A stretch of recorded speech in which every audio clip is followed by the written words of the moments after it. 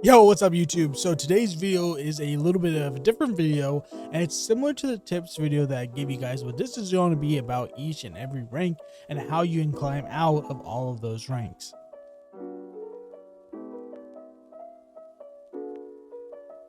Now, I have spent a ton of time in all of these ranks, so I know what I'm looking at when I see these guys play. And a lot of people are doing a lot of things right, but it's the little things that add up that make the rank difference so large when you look at the grand scheme of things.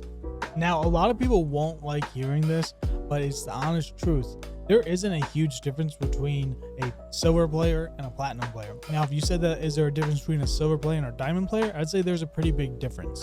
But the truth is, the difference between a silver player and a platinum player is very minimal. It usually comes down to game sense, right? Not full level game sense, but slight game sense. And then aim. Aim is probably the biggest difference between a silver player and a platinum player. So now let's dive into the ranks and give you guys that rank you deserve. So now when it comes to iron, there's a lot of things going on with iron, but the majority of the time people are in iron for two reasons. One, they don't have a good computer, or they're on a laptop that doesn't give them a lot of FPS, so they struggle to play, or they're completely new to FPS games. So let's just say you don't follow under those two categories and you're starting off with a nice computer or a good laptop and you aren't new to FPS games, you just are struggling a lot with Valorant. But the things that you guys need to do is focus on your game sense. Your game sense is going to change a lot, and you need to understand the agent that you're playing. You're in iron for a reason, and it's not anything to be ashamed of. I started in silver 1 and I was able to get myself to the rank of radiant, almost 1000 RR. So my tips would be this: you need to learn a few agents. Don't focus on learning every single agent right now. Learn just a couple, 2 to 3, and master them as much as you can, and watch VODs. But one thing you need to do and understand is, when you're watching other people play those agents, understand that your games will not be the same, but you can learn their techniques and that will work in any rank. Now, when it comes to picking your agent and the roles that you want to main, it's a lot. There's a lot of agents, there's a lot of roles, and everyone has a unique set of skills, but you got to understand what kind of player you want to be. Me personally, I want to be very aggressive. I want to get to the gunfights. I want to kill as many people as I can. And that's what I've been doing ever since I started playing Valorant. So when I was looking for agents, I was looking at who can provide that for me. And I found Reyna and Jett to be the agents that I really enjoy. But after a while, I ended up becoming a Sentinel player as well. And I enjoy playing Cypher. So these are the three agents that I really play, is Reyna, Jett, and Cypher. Now you might ask yourself, well, Reyna and Jett are completely different from Cypher, and that's true. But it opened my eyes to the world of Valorant and made the game a little bit more interesting, because the view of Cypher is completely different than what you see as a Reyna or Jett player. So when you're looking at all the agents that Valorant has to offer, you need to understand, who should you pick? Who do you like? Who fits your personality the best? Because everyone's going to be different. And sure, you have to pick based off meta as well, but since you're in iron right now and that's the lowest elo, you should pick off who you're comfortable with and worry about the meta later. Now for bronze and silver, I'm actually don't clump you guys together because the advice I can give you can work for either rank. So for bronze, you want to really learn your sensitivity, what works best for you, and start aim training based off that sensitivity. And then for silver, this is the point where you should really find out what role you want to play and who do you want to main. So I know that the tips for silver and bronze were a little weak, but that's the honest truth. As long as you learn the agent or the role that you want to play, and then you get the sensitivity that's best for you, that's all you really need. But learning the agent doesn't just mean knowing what they can do, it means learning lineups if you want to play controller, when to enter if you're playing duelist, and how to work with your teammates if you're playing initiator. It's a lot more in detailed when it comes to these ranks. So now we're at the very iconic rank of gold, and gold is really a tough rank to get out of because there are so many different types of players in there. There are players that just troll and they can just walk right into gold and they don't really care about the game. Then there's people that are still trying to learn the game and trying, and then there are just straight up smurfs. The majority of people who are smurfing are in silver and gold, and it is chaos. But through all that chaos, you have larger goals, and this stuff won't hold you back. You have been in gold for some time now, and you are ready to get out and get into plat and maybe even diamond. So this is the point of the video where you're gonna have to start learning the metas and learning how every agent works and what is the best and current meta. Now, if you've just been running it down for the last year and playing Reyna and Jett only, this is a really good time where you can start playing other agents and learning how they work. But if you don't know how these agents work, this is a good time to make an alt account in your elo and then have a role. Learn each role, make that account and only play one specific role. Avoid the one that you're currently playing, learn the other ones that you don't play. So this was the rank when I started playing different roles and experimenting. This is where I made my initiator only accounts. This is where I played my sentinel only accounts and controller only accounts. This was actually the same rank where I realized I really like playing Cypher, and I added him to one of my mains. This is a time to learn who you really like, who you enjoy, but also a very important time when you need to learn the metas and start getting an idea of every single agent, because you don't know what kind of comp you're going to run into every single game. Majority of your time it's going to be the same, but somebody might ask you to play somebody you're not familiar with, and you want to know at least the basics for every single agent. Now, when it comes to Platinum, you guys already know everything. You guys are the best players in Valorant, and the only reason you're still in Platinum after 3 years is because of your teammates. It's not your fault. You guys are the best players when it comes to a casual game setting. You're the best Swift players in the world. There is no reason you should be in plat. It's just your teammates. So let's move on to diamond. I'm just joking, but let's get into it. When it comes to platinum, this is the time where you want to find your duo, somebody that you can climb through the ranks, and preferably somebody that plays a different role with you. If you play duelist, find an initiator. If you play senti, find a controller. Somebody that you can work with and help win rounds.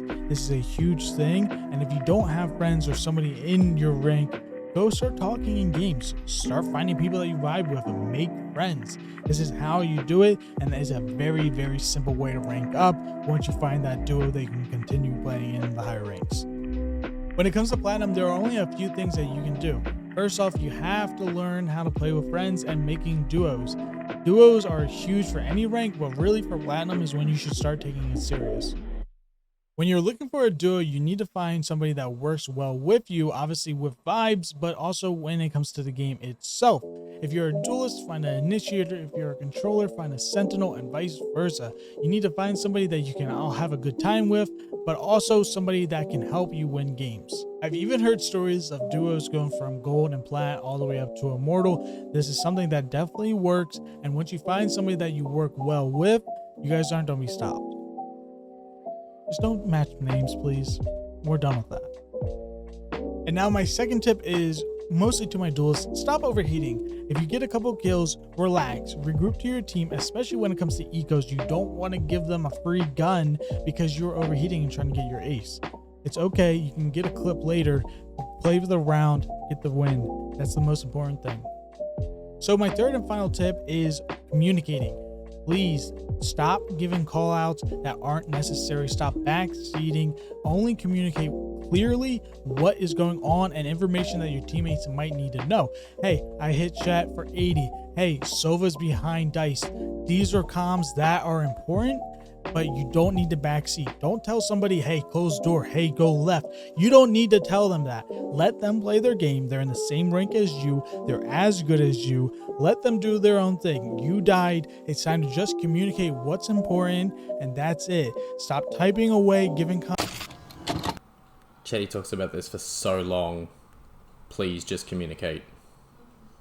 I don't know about you guys, but I really like the rank of diamond. I think there are a lot of good people in it, nice wise and skill wise. I think people are very friendly. I love playing in this rank. It's a very good rank. Everybody in this rank is talent. They are good enough to get to the rank of diamond, and you start seeing people who don't belong, who do belong, and it's a cool mix and match of people who are future immortal players and people who might need a little bit more time.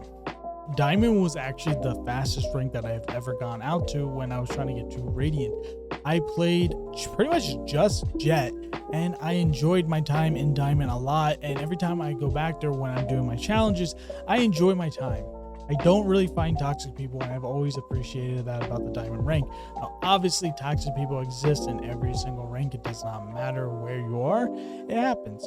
But when it comes to Diamond, there are only 4 things that you guys need to do that will make a huge difference on your way of getting out. Step 1 is VOD reviewing. Obviously, people recommend it for any rank, but when it comes to playing Valorant at the Diamond Elo, I think this is when you should start really VOD reviewing and add it to your daily routine. It is something that is hard to do because you get boring. You're like, I know what's about to happen, but you need to pay attention on what you're watching because you're literally watching yourself play. And this is the time where you're like, wait, why would I do this? Why would I do that? That's when you start learning, is when you review your VODs and find out your mistakes. Don't watch the games when you go 30-4 and you just run it down. Watch the games where you go 10-17, 7-22. That's where you find the mistakes that you make, and then that's how you correct them and become an even better player. Now, my second tip is getting an aim routine down. Now, obviously, you don't want to do something the same day every single day, so mix it up, but get into a routine where you're practicing your aim, because you're going to go up against people who have really good aim, and Diamond is a rank where people can one-tap you no matter what. No matter the situation, you can get one tap. So make sure that you get an aim routine down so you are able to keep up with these guys who are really good at aiming. Just between aim training and VOD review, I promise you guys within a month, you're going to see a significant difference if you are committed to it. You have to do it every single day. You have to watch your VODs. You have to do the aim training, get in a routine. I promise you, you're going to see a huge, huge difference. So my third tip is just a mental tip, and let's just take a break. After a game, if you want to take a little bit of a rest, go ahead, take a 5, 10, 15, 20 minute break, go watch a show, come back. You don't have to grind it out. Now, obviously, if you do want to just grind out all the matches, go ahead, that's respectable. But if you think you need a break, take a break. It's okay. Go get some food, go on a walk, do whatever you want. Just get off the game, get a mental reset for your brain, let your eyes rest. It's not a bad thing, and a lot of people do it, and it actually makes a huge difference. So my last tip is just change up your playstyle. Stop being so predictable. The one thing I notice when I play against Diamonds is I can almost read them every single time because I know what they're doing. So the way to prevent that is to have different playstyles. Doesn't matter what role you are playing, you can do things differently. So get comfortable doing things differently and stop being so readable. Stop doing the same play over and over again. Switch it up, be different. And it's so much harder to read when somebody's doing something different and they know what they're doing every single time. You can't read somebody when they play like that. Ascendant. My second most hated rank, and there's a pretty good reason for it.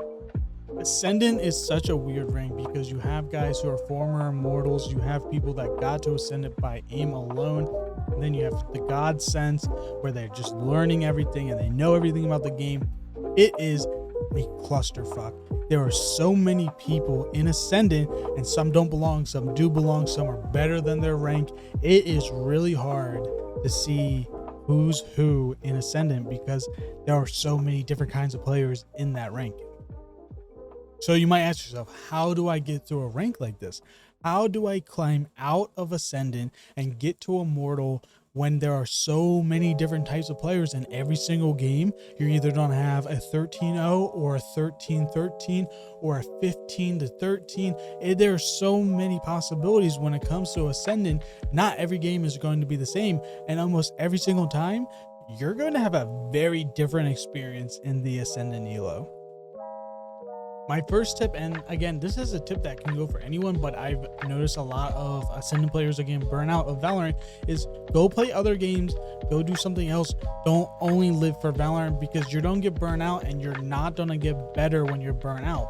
Take a break, take a few days off, take a week off, go play a different game, Overwatch, Apex, whatever it is.